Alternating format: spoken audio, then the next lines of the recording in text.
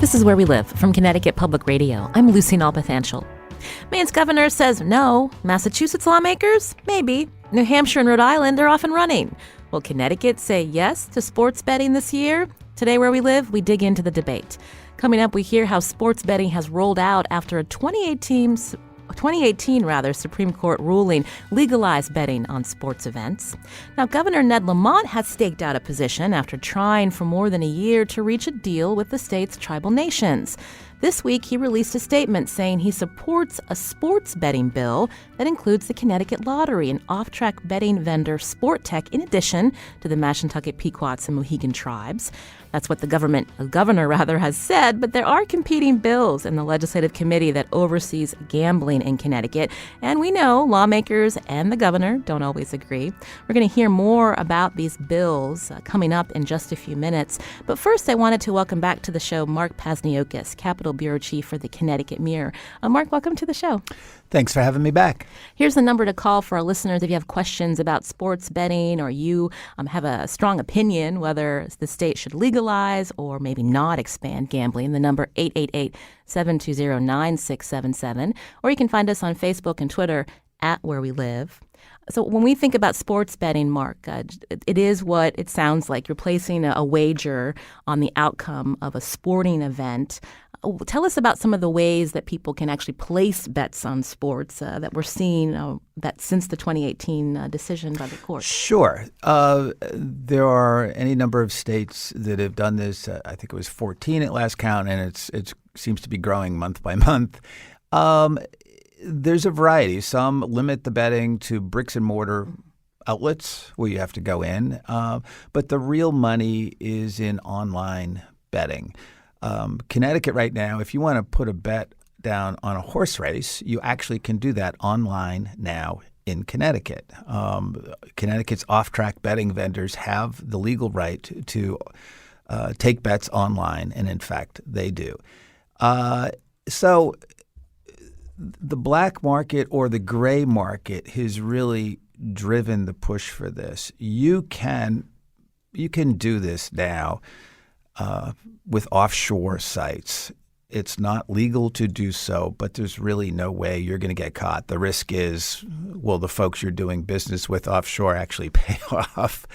But that has really, I think, normalized this for a lot of folks. The American Gaming Association estimates that Americans wager about $150 billion a year on sports illegally. And again, we're mainly talking these offshore accounts and not, the old-fashioned bookie, at your neighborhood bar, that kind of thing. Now, some people say that estimate's way too high, but even the low estimate is $60 billion. That's what you generally see. So this becomes the argument in all these states. Once the Supreme Court lifted the federal restriction on states doing this, most of these states are saying, hey, our people are doing it now, so let's do it in a way that's regulated where the state gets the revenue and not some offshore company or your local bookie. I was surprised when you said that you can place bets on horse racing online already in Connecticut. Is that because it was prior to this tribal compact that was agreed upon? Well, that's an interesting point because the tribes claim their exclusivity deal with the state. And let's back up a little bit of history. So when Governor Weicker was in office in the 90s, the deal he cut with the tribes was, okay, you have the authority as federally recognized tribes to do table games. We're going to let you do slots, but you're going to give us 25% of the gross gaming revenue. And in return, we're going to offer you exclusivity on all casino games. Now, at the time, that was huge because they owned the Northeast market. Now, the question is, what is covered by that exclusivity? The tribes refer to different classes of games. Under federal Indian gaming law, Class 3 games cover casino games. But also in Class 3 are pari-mutuel sports betting, horse races, highlight, and so forth, lotteries, keno.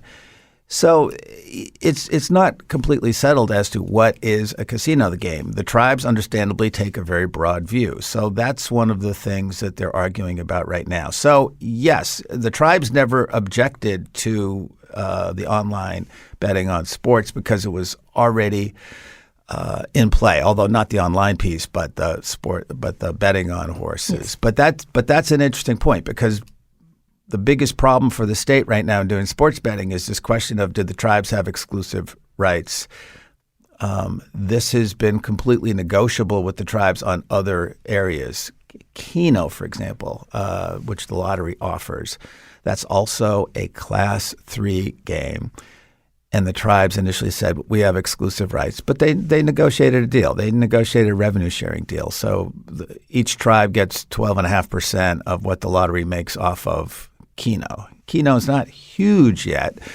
The state's general fund made about $20 million off of Keno, which sounds like a lot, but overall the lottery contributes $370 million to the state's coffers last year.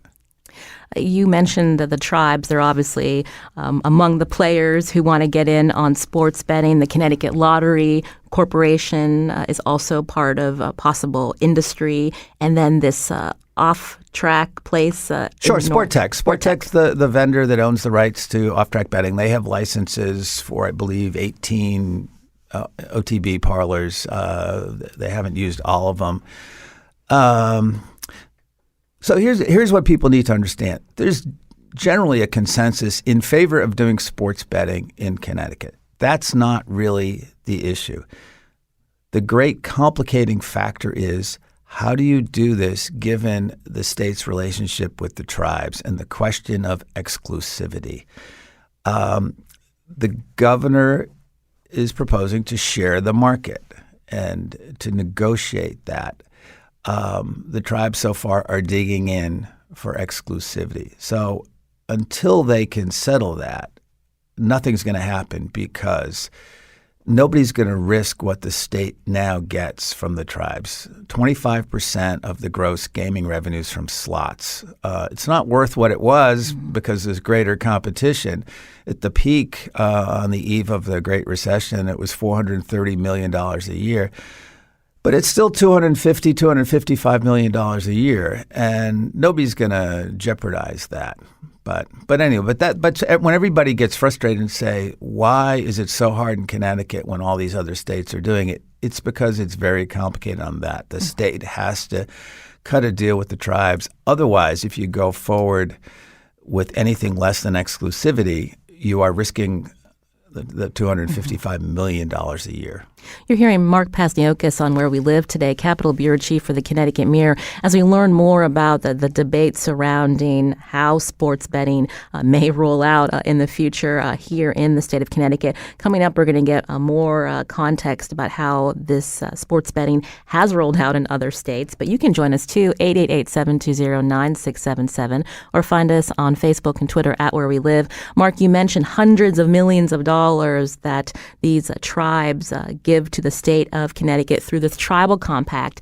If sports betting is legalized, how much money would the state be getting from that? Well, that's a good question. The estimates are really all over the map. In one of the bills now before the legislature, the one that Senator Austin, whose district includes both casinos, she assumed about $13 million in revenue to the state. You know, the estimates have been, some legislators have estimated it could be worth $60 million a year eventually or more. The Office of Fiscal Analysis, I think, is somewhere around $16 million. Rhode Island, which now has sports betting, they assumed about $23 million. So, you know, as the gamblers like to say, pick 'em.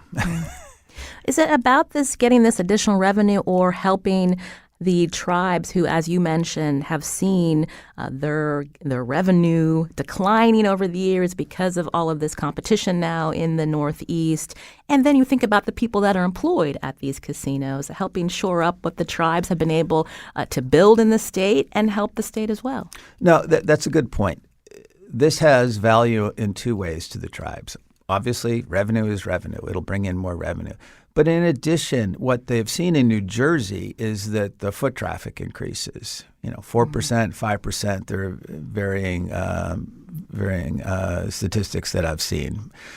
But the Mohegans, who operate the Mohegan Sun in Connecticut, and they have business elsewhere in the U.S. and quite frankly worldwide, and they've seen 5% bumps in some of their casinos when there's sports betting. So they would like to see it again to be competitive, because in Rhode Island they have it, New York is expected to get it, Massachusetts is looking at it, and they don't want to be the only casinos in the Northeast that cannot offer it. You reported again earlier this week that a private meeting between the two tribal nations and Governor Lamont ended badly. How close were they really on a deal?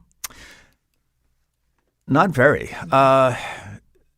So the significance of what the governor did this week is he has stated publicly what we sort of guessed was going on. And by going public, he is now, before the legislature, kind of called out the tribes and said, look, here's the deal I have on the table. My view is it's reasonable. The tribes obviously would get to do it at their casinos.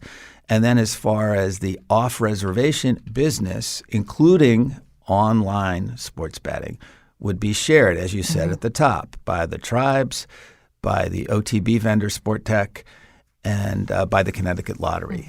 And legislators who are not in the middle of this fight, the ones I talked to, seem to think this is a reasonable approach. But, what we don't know are what are the internal tribal politics, what are the pressures on the leaders to negotiate a better deal, namely exclusivity. There's no secret that the Mashantuck and Pequots have significant financial difficulties. They carry $2 billion in debt, which the Mohegans do as well, but the Mohegans are in a different financial position. They've been in an expansion mode. The Pequots defaulted on their loans in 2009, and it was an incredibly complicated process to restructure. It took 5 years for them to cut a new deal with their lenders. And, some of it's public, a lot of it is not. But the sense is they are on a short leash with their lenders, and they're under pressure to really maximize. So one of the things that the Pequots, I think, really objected to is that the governor's bill is only about sports betting, and they would have to share. Senator Kathy Austin's bill is much broader. It would be a major expansion of gambling because it would allow iGaming on your smartphones. And what that means is we could sit here and we could basically play virtual slots on our phones. We could do roulette. We could do electronic blackjack games. That's a major public policy shift in Connecticut. There has not been that debate. They have not explored what that would mean about problem gambling. But the sense is that long term, that would be a lucrative market. And that seems to be what the Pequots are really pushing for. Again, coming up, we're going to talk more about these competing bills before the Connecticut General Assembly. Representative Joe Verrengia will be joining us. We did reach out to Senator Kathy Austin, who was unable to join, but she did send us a statement that says, I don't think the governor should have rejected the bill, this more wide encompassing bill that she had put forth. I can count the number of ways the governor is making a big mistake here. I believe, Mark, that the Senate Democratic leaders were also backing Senator Austin's bill or showing support. What have you heard from them since Governor Lamont has now staked his position? So at the end of January, they stood with Senator Austin in support of her bill.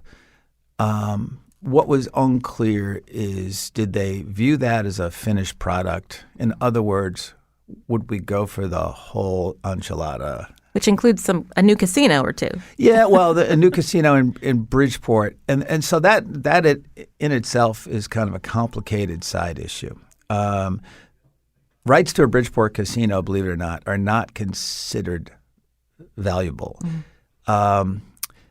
which is one of the arguments for the tribes to get rights to other things. If the tribes are going to do a Bridgeport casino as an economic development project for a city that could use some economic development, their argument was, give us rights to online gaming and sports.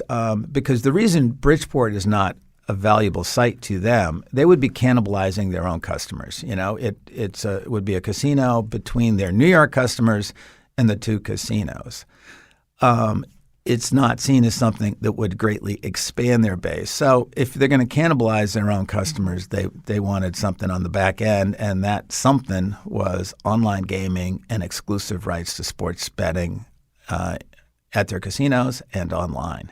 Before we head to break, I have to ask, what in the world happened with the plans by the two tribes to open East Windsor?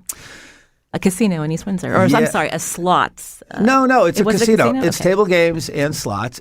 They're calling it a satellite casino. It's not going to be of the scale that Mohegan Sun and Foxwoods are, because those are two of the world's largest casinos, quite frankly.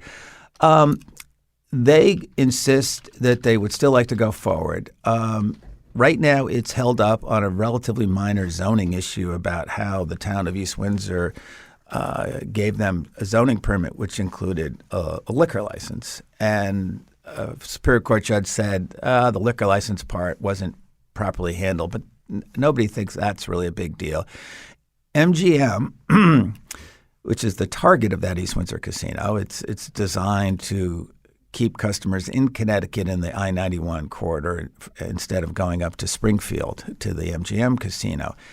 They have a lawsuit in Washington, and that goes to the Department of Interior acceptance of amendments to the Connecticut's gambling compacts with the tribes related to East Windsor.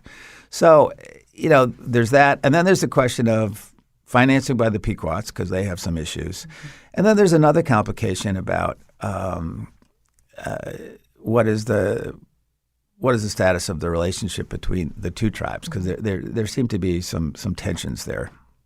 Again, this is Where We Live. I'm Lucy Nalpathanchel. In studio with me, Mark Pazniokas, Capitol Bureau Chief for the Connecticut Mirror. We're going to continue talking about sports betting after the break. We did get this tweet. This stalemate between the state and the tribes make Connecticut late to the party again. People are happy betting with reputable offshore bookies. Do you agree with that? You can join us, 888-720-9677. Maybe you're worried about gambling expanding in our state. We want to hear from you, too. 888-720-WNPR, or find us on Facebook and Twitter at Where We Live.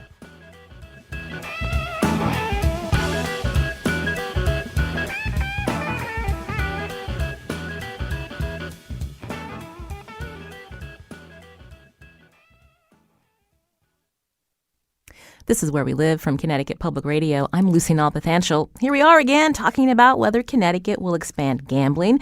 That's because this week Governor Ned Lamont announced his support of a bill to legalize sports betting, but he wants to open it up beyond the state's two tribes to also permit the Connecticut Lottery and off-track betting to operate the industry. What's your take? You can join us 888-720-9677 or find us on Facebook and Twitter at Where We Live. We wanted to hear more about these bills before the General Assembly. I mentioned earlier Senator Kathy Austin, who would like to see the tribes get exclusivity for this issue, is unable to join us. But joining us now by phone to talk about his bill, a bill that Governor Lamont supports, State Representative Joe Verrengia of West Hartford, also co-chair of the Public Safety and Security Committee in the Connecticut General Assembly. Representative Verrengia, welcome to the show.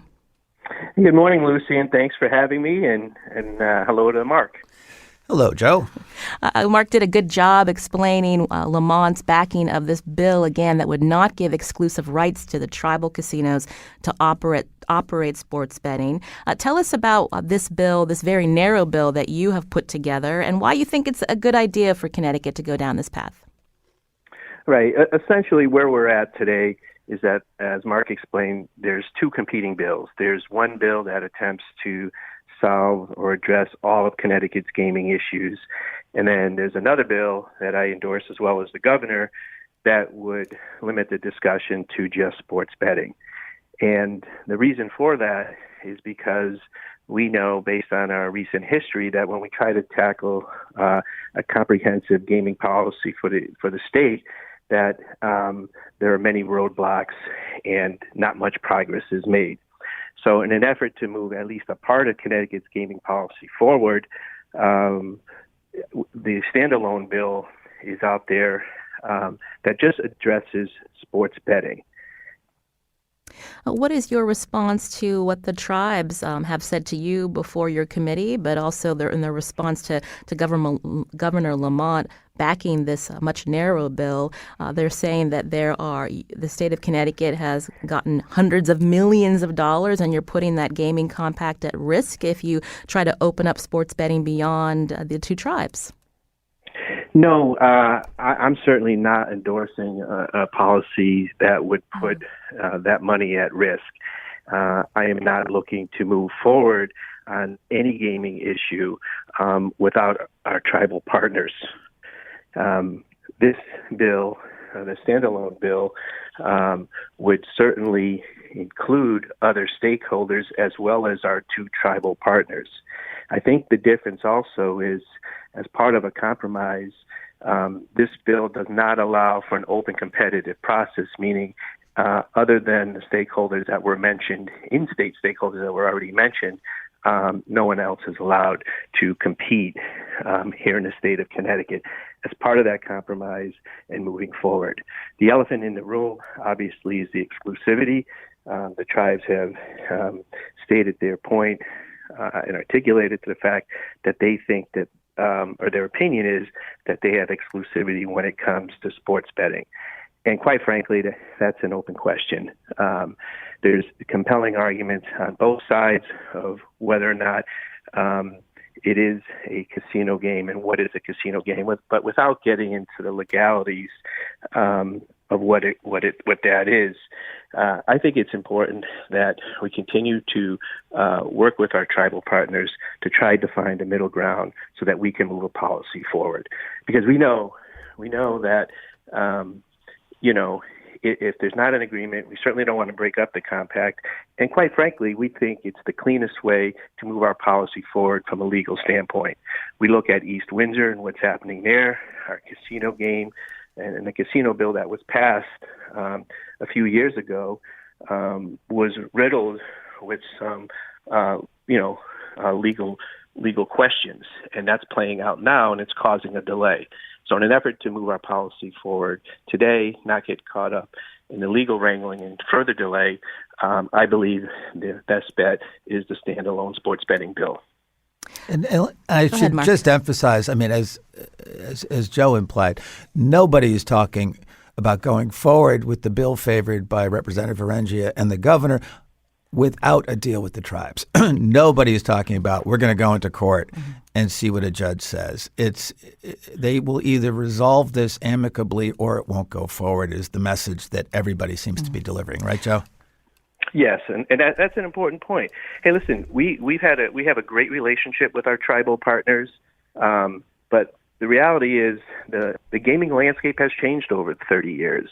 The compacts that we're referring to were negotiated 30 years ago, and quite frankly, to say that the compact covers sports betting, I think that's a stretch. The sports betting wasn't legal 30 years ago. To suggest that it was even considered. I question that.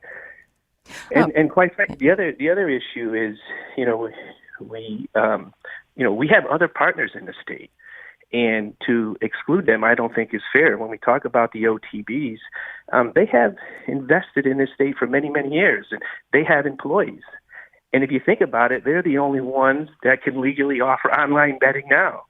And to exclude them and to hand over the keys to any one entity, I don't think is fair. And quite frankly, it's not even good for the consumer. Representative Verrengia, I wanted to just let our listeners know we did reach out to the two tribes. We did get a statement. James Gessner, chairman of the Mohegan tribe, writes, the governor's proposal would put both the tribal nations and the state of Connecticut in an untenable position, resulting in certain litigation and ongoing missed opportunity for Connecticut taxpayers who would continue to watch neighboring states grow jobs and revenue in this area as Connecticut stands still. Again, a statement also from Rodney Butler, chair of the Mashantucket Pequot Nation, who writes, the governor is seeking to avoid endless legal challenges, but seems to disregard if the legal challenges from the tribes and costs the residents of the state hundreds of millions of dollars. So I'm just wondering, when you say that you don't want to put the tribal compact in jeopardy, nobody wants to move this forward without the tribes coming to the table, aren't they being pretty clear that they don't see room to negotiate here? Well, that's the problem, right? I mean, that's why we haven't moved forward with our gaming policy, and the hope is that because just as much as we want to remain competitive, right, in our gaming policies, especially what's going on around our neighboring states, I would hope their goal is the same, and I'm sure it is. So therefore, I think it's in the best interest of both parties to come together and continue that negotiation and come up with an agreement that's good for all. Mark Pasniokis with the Connecticut Mirror, since Governor Lamont put out that statement earlier this week, do you know if the tribes and the governor's office are looking to work together on this, have another meeting about it? Not yet. And again, one of the complicating factors here is do the tribes have the same objection? Do the tribes have the same objectives? There is a sense that it's more important to the Pequots to have the broader bill, the ability to do online gaming, which, I think we should ask Representative Verrengia, but my sense is that Connecticut is not ready for that debate, that is a big step, and that is something that would not be possible this year, which is why the representative and the governor are pushing for this narrower bill, which, again, there seems to be a consensus. Sports betting is here. Let's do it. But the question is, how do you make an accommodation with the tribes? The governor's position is we put a reasonable position on the table. If you want to come back to say, let's tweak that, let's have that discussion. But right now, the tribe's position is all or nothing. Representative Verrengia, did you want to respond? Yeah, I mean, like Mark said, the money is really in iGaming, and I'm certain that the tribes want to pursue that. But as much as I am generally for the expansion of gaming, I can say, I think, with a great deal of confidence, I don't think the state of Connecticut is ready for internet gaming that would allow basically people, and I think Mark said this in an earlier segment, that would allow people to turn their phone into a slot machine. That is a big jump. And that deserves more public input and public debate before we go that far. Which brings me back to the point is that's why I think the governor is on the right path with respect to, hey, listen, if we're going to move any part of our gaming policy, keep our gaming stakeholders competitive here in the state of Connecticut, then let's try to work on a standalone sports betting bill. Representative Verrengia, how do you respond to residents who they don't want to see any type of gambling being expanded in the state of Connecticut? Because when you look at addiction issues, we reached out to our colleague, Frankie Graziano, who's reported on sports betting. He spoke to a woman who runs the New Jersey Council on Compulsive Gambling last March. As we know, New Jersey introduced sports betting and mobile sports betting. This woman, Neva Pryor, said the council's hotline in New Jersey was experiencing a 22% increase of calls after the introduction of sports betting. We followed up with her, and she said since last March, there's been an overall increase of 27% in helpline calls, people who are dealing with compulsive gambling. So how do you respond to residents in Connecticut who don't want to see that happen here? Good point. And just for full disclosure, in every conversation that I've had with respect to any gaming expansion, I've always included the problem gaming folks. They've been part of that discussion. In fact, my bill actually would give additional monies to problem gaming. But if we're looking at problem gaming, I don't think it's fair just to look at the expansion of sports betting. I think we need to look at that holistically. And when we talk about the expansion of casinos in East Windsor and now the possibility of another casino in Bridgeport, we need to look at that closely in deciding how we're going to move forward with any expansion of particularly casino gaming. And you have to look at the broader context. Don't overlook the Connecticut lottery. The Connecticut lottery last year sold $1.5 billion in tickets. there are issues there as well, and the most popular part of the lottery are these instant scratch tickets. So right now, you can go into any convenience store and, the most expensive instant tickets are $30, and they generate 57% of all the revenue. So, Connecticut is a state that years ago was, we still had the blue laws. You couldn't get a drink on Good Friday until somebody went to court in the 80s. And now we are a huge gambling state. And it's been a very dramatic shift, I think, culturally in Connecticut. So that's the larger context. We're hearing from Bethany on Twitter, who writes, isn't it true that unlike casino gambling, online betting takes money only from Connecticut residents and doesn't increase jobs? And so, again, when you think about the overall revenue that's projected if sports betting is legalized, Representative Verrengia, is it worth going down this path again? No, it's in that sense, in a total dollar sense, it's not a big dollar number. But what it does, it helps our particularly the tribes, our gaming industry, remain competitive with our neighboring states. I understand, Representative Verrengia, that you're not running for re-election. You've been co-chair, I believe, of this committee for a while now. What are the real chances you think that this will be resolved this session? It's all up to the parties that we spoke about throughout this whole interview, are trying to get together, and I think even listening to the statements for the first time on from our tribal partners, it's more of a reason why we need to get together and continue that conversation, and it's on both sides. It's never good when you're negotiating to draw any line in the sand. So to the extent we can make progress and move a bill forward during this session, that would be great. Mark Paziokis with the Capitol Mirror, Connecticut Mirror, rather, Capitol Bureau Chief. You've been covering this issue, among others, for many years. What are you going to be watching for in the next few weeks? On this issue, it's really going to be, do negotiations renew between the governor and the tribes? Remember, the tribes are sovereign governments, and the negotiations really have to be between them and the governor, the head of state.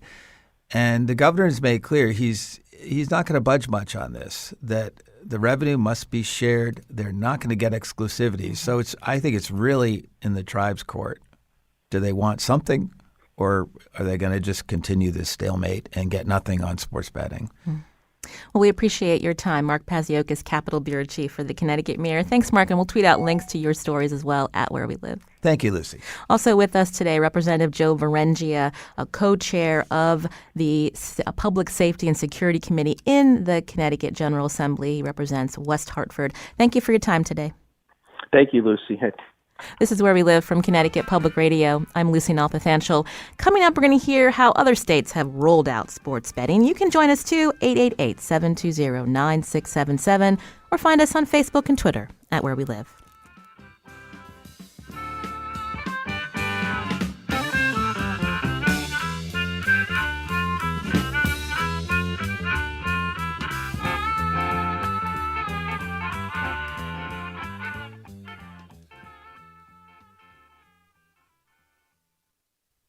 This is Where We Live from Connecticut Public Radio. I'm Lucy Nalpathanchel. As you know, everyone's talking about this new coronavirus. So tomorrow on Where We Live, we're here to help answer your questions. We'll talk about what Connecticut's doing to prepare for a potential outbreak, how employers are responding, and when researchers expect a vaccine. So again, if you have a question about coronavirus, we want to hear from you. You can join that conversation online and on air on the next Where We Live tomorrow.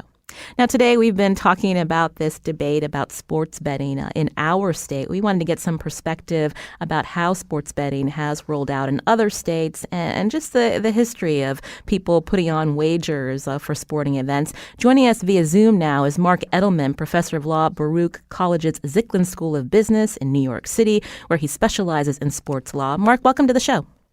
Good morning. Thank you for having me. As we heard earlier, sports betting was illegal in states up until a few years ago. What led to this Supreme Court ruling that legalized sports betting and the basic argument to allow states to go forth?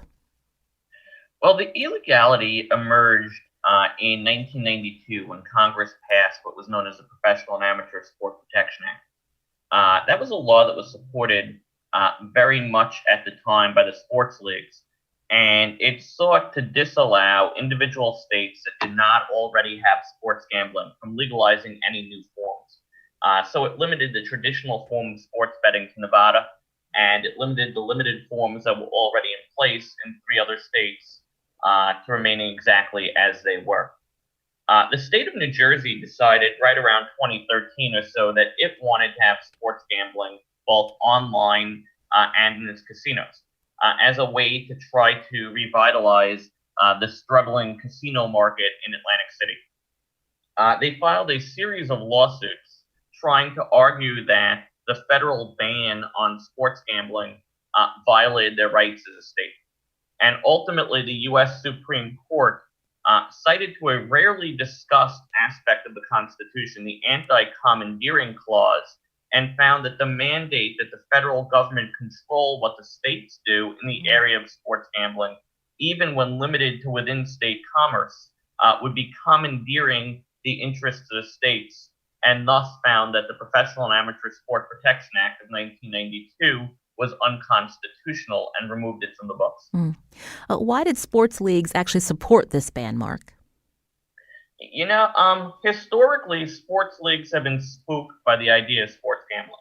A lot of it could go back to the 1919 season when 8 players on the Chicago White Sox were accused of throwing the World Series. And it came out years later that there were allegations that the 1917 Cubs were offered money to throw the World Series as well. The leagues were afraid that if there was betting on sports, there might be corruption and encouragement of athletes to lose on purpose.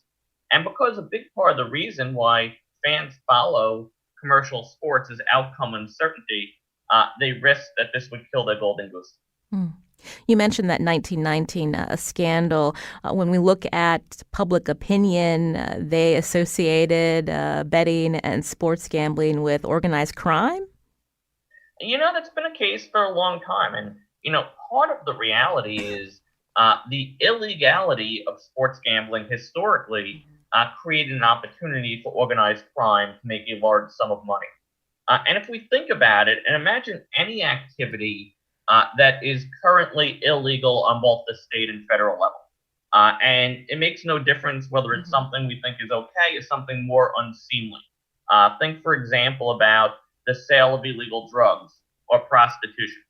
The reality is we live in a world where there are going to be people that want to buy those services and people that want to sell those services. By making such industries illegal, it doesn't make the buyer and seller go away. It just makes the reputable business person who understands they want to comply with the law, as well as perhaps comply with the moral norms of the time, walk away. When you don't have legal upfront markets, underground black markets emerge. And organized crime has been able to very efficiently, from their perspective, fill an underground role of providing opportunities to bet on sports when it cannot be done above ground in a legal way.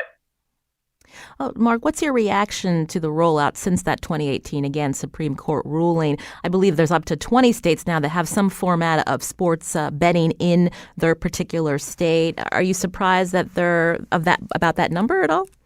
Not at all. Now, amongst the 20, less than half of them at this point have online sports betting on one's phone. Most of the states that have legalized sports betting in their casinos or at racetracks, this is not a huge revenue creation mechanism. If you think of the size of a state and the number of casinos that are actually in most states, it still would require a trip for most people to go there, and it's a small augmentation on what they already have for casinos. From a bottom line perspective or an industry growth perspective, those states that have legalized online sports gambling is a lot more interesting, and the growth of that, for better or worse, is where the focus really needs to be. There's a huge fundamental difference between people being able to go to four casinos, maybe in a 6-hour driving radius from the center of the state, place a bet on sport, and the idea of everyone's phone being able to be used to allow people to bet at home. And it's that latter opportunity, which we're still looking at less than 10 states that have allowed, where the real issue is, will there be tremendous growth, and what will that mean in terms of tax revenue generated, in terms of opportunities for which businesses could thrive on this, and then, as I believe mentioned earlier in your show, how do we curb issues of problem of pathological gambling as recognized under DSM-5, given this growth seems likely, if not inevitable. When we talk about the ease of sports betting on people's phones, this again is iBetting. That's what you're referring to? Some people use the term iBetting. It's not a term I particularly like, and some people say iBetting, some people like e-betting. Frankly, I just prefer the very simple betting on sports on your portable device, or betting on sports on your phone, which frankly is what it is. You always have some entrepreneurs out there that like to throw the letter I and the letter E in front of something and make it try to sound very special, but it is what it is. It frankly is the ability to bet on sporting results from your phone or personal device. When you were listening to the debate here in Connecticut, we have a complicated history again with gambling because of this tribal compact. Are there any other states where this has come up? What's your response to this policy trying to be put forth in our state? In a broad sense, in many of the states with large Native American populations, there are very real issues and compromises that need to be struck between the state and the tribes. One that's most interesting to me is the state of Arizona. Leaving aside traditional sports gambling, daily fantasy sports, which is similar to sports gambling, it's an activity that's available online, but you're picking the performance of multiple players over multiple real-world games. I extensively consult for daily fantasy sports businesses through my consulting firm, Edelman Law. In the state of Arizona, even though most states allow daily fantasy sports, that activity would be deemed to be a felony. In fact, any unlicensed activity by a company, even if it involves the smallest amount of chance, is a felony. The reason why Arizona is so tough on this activity that most other states and many other states allow is because of a very strong tribal lobby that want to maintain gaming exclusively in their own control. So the particular issue in Connecticut about passing a new bill and having to have an agreement with the tribes in advance is a distinctly Connecticut issue. But the complex relationships of intertribal relationships, the power of the tribes in lobbying, and two groups with very different, diverse sets of interests. One coming from big business, that if we want to be honest about, big business is overwhelmingly white, and the other coming from the tribes, which historically have been discriminated against groups who've used gaming as a way to increase their own commercial value, is a real intense and real concern dispute, and the lobbying on both sides is quite strong. You're hearing Mark Edelman on Where We Live, joining us via Zoom, professor of law at Baruch's College and Zicklin School of Business in New York City, where he specializes in sports law. Earlier, Mark, we heard from someone that said people are happy betting with reputable offshore bookies. As we hear of more states allowing sports betting within their borders, how has that impacted, I guess, the share of people that are still, again, betting with these offshore sectors? Well, even in the states that have legalized online gaming, the one benefit, leaving aside legality, that someone might see in betting with an offshore company is because the offshores are not licensed and because they do not pay taxes within the states in which they operate, leaving aside the question of whether it's legal or illegal, the offshore's expenses of operation are a lot lower. And because their costs are lower, they can continue to offer lower rates of bigs, which means keep a lower share of the fee from gambling within those states. Now, with that said, there are a lot of reasons where, and again, leaving aside the law, and the law should be a good reason to stay away from offshores, that even if you're indifferent to whether these companies are legal or not, the offshore companies frankly scare the heck out of me. And to be really frank, one of the biggest issues that offshore companies have long had and will continue to have is based on the Unlawful Internet Gambling Enforcement Act of 2006. Reputable payment processors in the United States know that they cannot collect and pay out funds from these offshore sports books, which means that even if it's difficult to get someone that's based in Malta or based in Panama extradited to the United States for operating a sports book, it's a lot easier to go after the Visas and MasterCards and American Expresses and the PayPals of the world. So they have to slip and use a secondary class of payment processor, which is not based in the United States. and does not fear extraterritorial jurisdiction coming from the United States. Now, these payment processors scare the heck out of me because, first, in many cases, they're a lot smaller, less formally established companies. It's more difficult to challenge them legally. And quite frankly, in an era where we have such great concern about identity fraud from the provision of information, I would be very hesitant as a personal matter to share proprietary information and confidential information that I would expect to be protected under privacy policies with a payment processor that's based offshore that is working with companies that they know are operating in violation of the United States law. So I think that's the big concern that that the offshores will continue to have.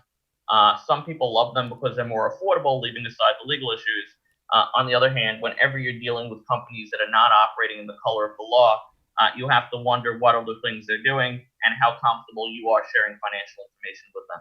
Mark, we just have a couple of minutes left. Earlier, I mentioned that sports leagues were actually were supporting this ban on sports betting within states. What are the sports leagues saying today when we think about the NFL and others? Well, if there's one constant theme between the teams of the sports leagues that has been rational with all of their decisions, it's they want to maximize their own revenue. These teams are run by big business capitalists who want to make as much money as they can from operating the teams. Back in 1919, and for many years, they did not want sports gambling because they were afraid, first, they would not profit from it directly, and second, they'd risk the golden goose if their games proved to be corrupt. More recently, team owners and leagues have found creative ways and all types of ways to profit directly and indirectly from sports gambling, and that's changed their views. Now, one of the most interesting things to me that you see the sports leagues trying to do is they are now trying to convince states legalizing sports gambling to either give them a share of the revenue directly from the sports gambling companies, or alternatively, even though there's no intellectual property right, requiring that people that use sports betting purchase data from the leagues they're allowed to self-collect. They are seeking new intellectual property protection to try to mandate that gaming operators purchase stuff that they otherwise would not need from the league for a fee. So in essence, what we're seeing the sports leagues and their owners saying is, yeah, we support this, but we support this as long as we can make a lot of money from it. I guess we shouldn't be surprised. That's all the NFL needs is more money. Mark Edelman, we want to thank you for joining us today. Professor of Law, Baruch College, Zicklin School of Business. That's in New York City, where he specializes in sports law. We appreciate your perspective. Thanks again. That's my pleasure. This is Where We Live from Connecticut Public Radio. I'm Lucy Nalpathanchel. Today's show is produced by Carmen Baskoff. We have a new senior producer on staff, Tess Terrible, and she'll be producing tomorrow's show all about coronavirus. Again, if you have questions about this new coronavirus, we'd like to help answer your questions with our guests that we have lined up. That number to call tomorrow, 888-720-9677. And you can put a question on Facebook or Twitter. Just search Where We Live. I'm Lucy Nalpathanchel. Thanks for listening.